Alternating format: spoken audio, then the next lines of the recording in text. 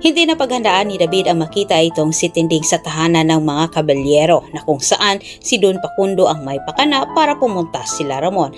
Samantala iniligtas ni Olga itong si Edwin kay Ramon para hindi ito hanapin ni Ramon.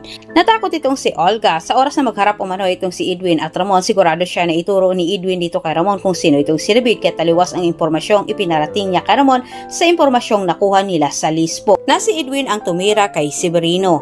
Ngunit walang balak itong si Olga na sabihin ito kay Ramon. Bagos pinaniwala ni Olga itong si Ramon na ibang tao umano ang naengkwentro ni Severino. Sa kabilang banda, tuluyan na ngang iniwan ni Tinding itong si Marites para sa intensyon nilang dalawa ni Noy na matauhan itong si Marites sa pinagagawa ni Rigor.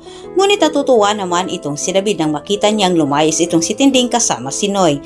Anya, unti-unti na umanong nawawala ang mga balakid sa kanyang plano.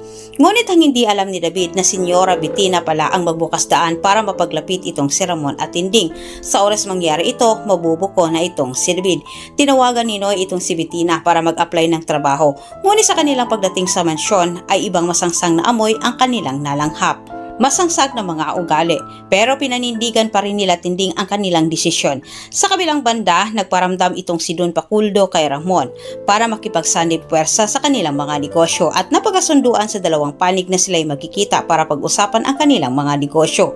Nang malaman ni Don Facundo na kasama ni Ramon ang piking anak nito, niyaya niya itong si Ramon na dumayo umano sa kanyang mansyon para ipakilala umano sa kanyang apong babae. At dito po nagtatapos ang ating advance episode. Antabayanan po ninyo ang susunod nating update. Huwag niyong kalimutang mag-subscribe para sa maraming karagdagang updates.